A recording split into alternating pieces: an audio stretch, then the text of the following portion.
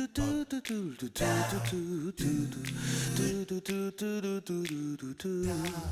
everyone, I'm Captain Logan, and today I'm going to tell you how I felt about Captain America Civil War. Wait, Civil War? Cap, that doesn't come out for 3 weeks. Yeah, I got super lucky and got to see a 3-week early screening. I want to say thanks very much to Steve Maxey for finding out about this early screening that was happening in a few different cities across the country, and I just got lucky enough that one of them happened to be here in Kansas City, and it was fantastic because the theater that it was showing at ended up being the one I usually go to, really close to my house. When I initially got tickets, I had to wait for a couple weeks to find out exactly where it was going to be, and I live in Kansas City.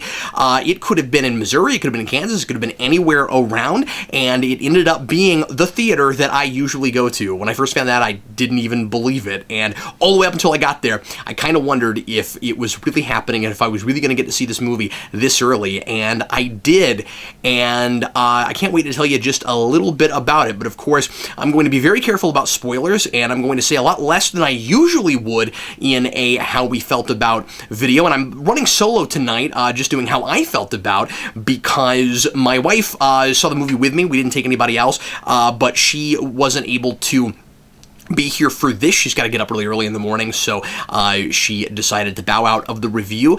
But I'll tell you a little bit about what she thought of the movie right at the end. Why don't I go ahead and flip my board and tell you how I felt about Captain America Civil War. This movie made me feel like I was watching a film written and choreographed by the Harlem Globetrotters. You know, after they finally recuperated and got finished with all of their physical therapy when the Hulk and Abomination stomped all over their homes.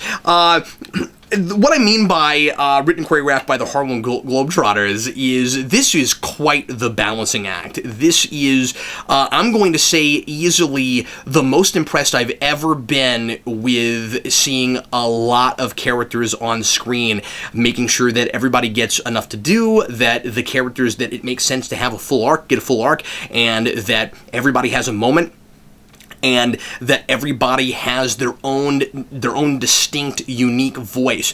This is an incredible balancing act. We've got new characters. We have characters that we've been with for a long time. We have everything in between. If you've been looking at trailers and if you've been following the production of this movie, you know most of, if not all, the characters that are in the movie. I don't want to remind you of too many of them right now because I haven't had this movie on my radar for a while. We've been dealing with Batman v Superman and other things lately, so I went in kind of forgetting about a couple of people, and when they popped in and getting to be slightly surprised, oh yes, that's right, this person is here, and even for a moment wondering if one particular character would show up, and I guess I knew that character was supposed to be there, but wasn't sure if I remembered that correctly, and sometimes it's nice not to keep up too much because those things can be really nice surprises, and we had that there. There are a couple of characters I'll mention that I'm sure people are going to be wondering about. One of them is Black Panther. This was an absolutely stellar introduction to him. I was instantly enamored with him. He seems, as I say, of course, with a lot of Marvel things straight off the page, but him especially, I was not really all that jazzed about a Black Panther movie. Now I can't wait for it. I feel exactly the same way about Black Panther as I did about Falcon in Winter Soldier. And, of course, he gets quite a bit to do in this as well, and is a lot of fun as Captain America's sidekick. But anyway, I won't say too much about that. Black Panther, I'll say that Black Panther has a really interesting motivation that might seem sort of typical for a second, and then he gets a full arc, and it's really good. Also, I'm sure folks are going to wonder about Spider-Man. I don't want to tell you anything except to say that I really like this guy, and I think both the actor and the character, it feels like the Spider-Man we need and the Spider-Man we deserve all at the same time right now. If you like early Spider-Man, I think you're going to like it. If you like more contemporary but high school Spider-Man, I think you're going to like it. And his central regular comic book motivation is there, and I will say is informed by and informs the main conflict in the film, which I wasn't necessarily expecting. This is, as I said, an introduction for certain characters, and gives us some forward momentum, and continues to develop and progress other characters, and I'm just really impressed that it manages to do both of those things deftly at the same time. This movie is, to me, not just Captain America 3. It is Iron Man 4, and it is Avengers 3. I feel like we have almost a definitive Avengers trilogy with this movie. It's very strange because there is an order, of course, to these Marvel movies, and they all kind of inform each other. This one more than all of the others to me. Is it big and epic enough to think of it as the third Avengers movie? Some people might not think so. That was one of the things I was impressed with it, is that it's big, but it's not too big. And that's all I'll say about that. But Tony Stark and Steve Rogers are, to me, dual protagonists. They are each other's antagonists. But I'll also say that if you saw the trailer and you thought that Marvel has not yet earned the exchange that they have, that was played over and over again with those trailers, where Captain America says, where Captain America says, he was my friend, talking about Bucky, and Iron Man says, so was I. The movie, in my opinion, completely gets us there. If we weren't there yet, we get there and in this movie, and that's fantastic. The argument is a fair one. It makes sense. I am sympathetic for and sort of rooting for both of our protagonists and antagonists, depending on how you look at it and whose side you're on. You will likely be on a particular side if you're thinking about the ideology and all the stuff that we've been dealing with leading up to this movie, and you may find yourself questioning it throughout the film. I like that both of them feel to me like they're right about what they're talking about, and they both feel like they're wrong about what they're talking about. And at the end of the day, it is a very complex thing to deal with, and I don't know that there really is a right answer, and that's exactly what I was hoping for. And it furthers the ideas, of course, from Winter Soldier, and that we've been dealing with the Avengers movies, especially Age of Ultron, with the question of what's more important, freedom or security. That is, of course, as you might expect, at the heart of this, and the only thing I'll say about the law that we're dealing with in this, that I don't think that's giving anything away, because there's an image of the Accords in the trailer, is that it's not about exactly the same things that it was about in the comics, and it makes a lot of sense. I will say it's not a perfect movie. I have some reservations about the third act.